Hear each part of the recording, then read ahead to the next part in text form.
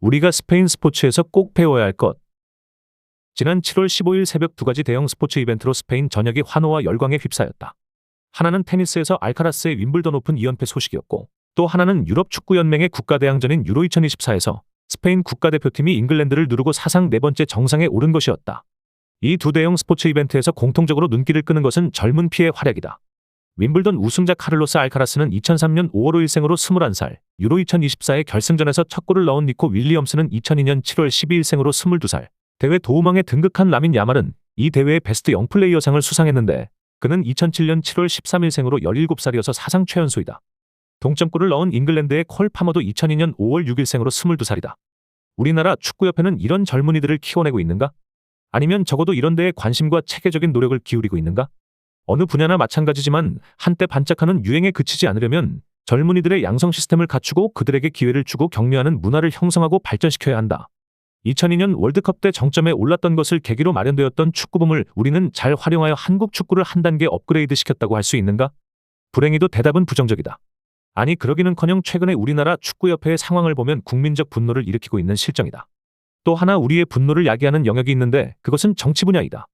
유럽에서는 젊은 정치인들을 찾는 것이 너무나 쉽다. 우선 지난 1월에 임명된 프랑스의 가브리엘 아탈 총리는 1989년생으로 34살이고 핀란드의 산나 마린도 2019년에 34세의 나이로 총리가 되어 당시 지구촌 최연소 행정수반으로 떠들썩하게 했으며, 제바스티안 쿠르츠 오스트리아 총리도 2017년 31세의 나이에 세계 최연소 국가지도자 자리에 올랐었다.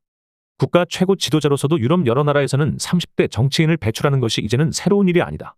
이번에 유럽의회와 프랑스 하원선거에서 돌풍을 일으켰었던 프랑스 극우 국민연합의 당대표 조르당 바르델라는 심지어 29세이다.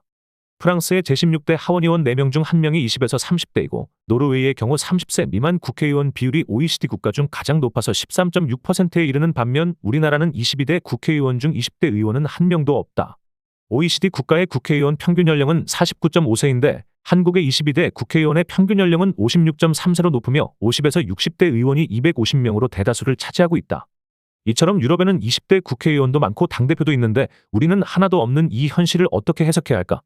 하지만 우리나라에서 20대 국회의원이 지역구에서 당선되는 것이 과연 가능할까 하는 생각이 든다. 아마 현재로서는 매우 어렵지 않을까 한다. 솔직히 우리는 청년들을 아직 국가를 이끌어갈 능력이 없는 아이 취급을 하고 있기 때문이다. 이는 왜일까? 기성세대의 경제력 장악으로 자녀세대가 의존적이 되는 이유도 있지만 보다 근본적으로 우리의 전통적 자녀관과 양육문화가 원인이 아닌가 한다. 서양과 달리 아직도 우리는 자식들을 독립적인 인격체로 보지 않고 평생 돌봐주어야 하는 대상으로 바라보는 것이 사실이다. 마마보이나 헬리콥터맘 같은 극단적인 예를 들지 않더라도 시집장가 보내고 나서도 자녀들을 완전히 독립시키지 않고 지속적으로 자녀들과 소통하면서 양육을 지속하고 있다. 이러한 문화는 궁극적으로 우리의 젊은이들을 아이 취급하는 시각을 영속시키고 있다.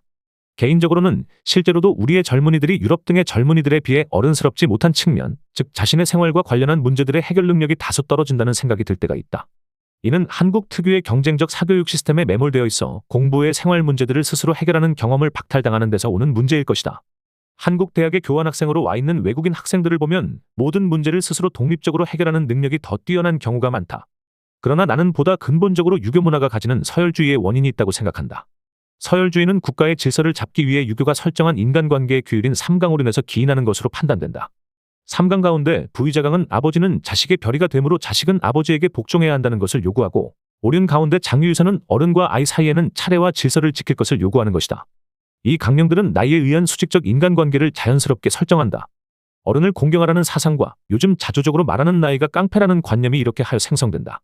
그렇다면 왜 유교에서는 늙음을 젊음보다 우선시하는 것일까? 최근 젊음을 늙음보다 더 중요시하는 사회 분위기가 있는 것도 사실이지만 이는 최근 들어 나타난 변화이다. 원래는 늙음이 나이가 들어서 경험을 많이 한, 그래서 원숙한 상태임을 함축하는 긍정적 개념이었다. 반면에 젊음이란 나이가 어려서 경험이 부족한, 그래서 미숙한 상태임을 함축하는 부정적인 개념이었다. 이는 노소라는 단어의 구성에서도 알 수 있다. 서로 대립하는 두 가지 개념을 병개할 때는 항상 긍정적 가치를 앞에, 부정적 가치를 뒤에 놓는 것이 어느 언어에서건 보편적인 규칙이다. 이를테면 길고 짧음을 함께 표현하는 장단이라는 말은 긍정적 가치를 나타내는 장을 앞에, 부정적 가치를 나타내는 단을 뒤에 놓아 만든 말이다. 높고 낮음을 나타내는 고조와 강하고 약함을 나타내는 강약도 마찬가지다. 이런 관점에서 보면 노소에서 노가 소에 앞서는 것이 노가 소보다 긍정적인 가치임을 알려주는 증거라 할 수 있다. 우리말 어리다는 본래는 어리석다는 뜻이었는데 이 뜻이 어리석다라는 단어로 이동하고 자신은 오늘날 쓰는 어리다라는 뜻으로 쓰이게 되었다.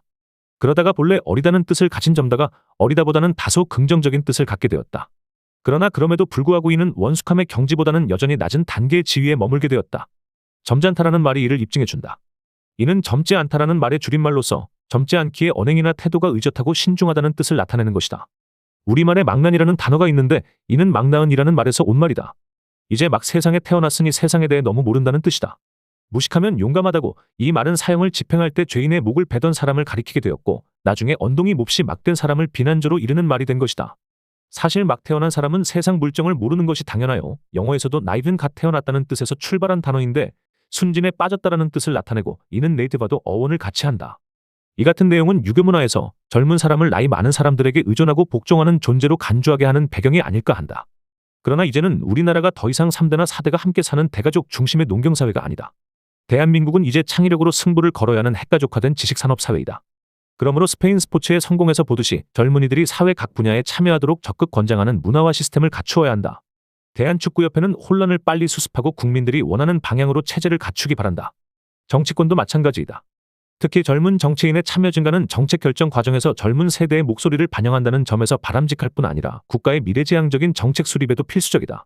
따라서 정치 참여 기회 확대와 정치문화 개선 등 다각도의 노력이 필요하다 하겠다. 이제 기성세대는 좀 뒤로 빠지고 젊은이들에게 더 많은 기회를 주면 좋겠다. 20에서 30대 정치인들을 선출하여 이제는 믿고 맡겨보자. 더 칼럼니스트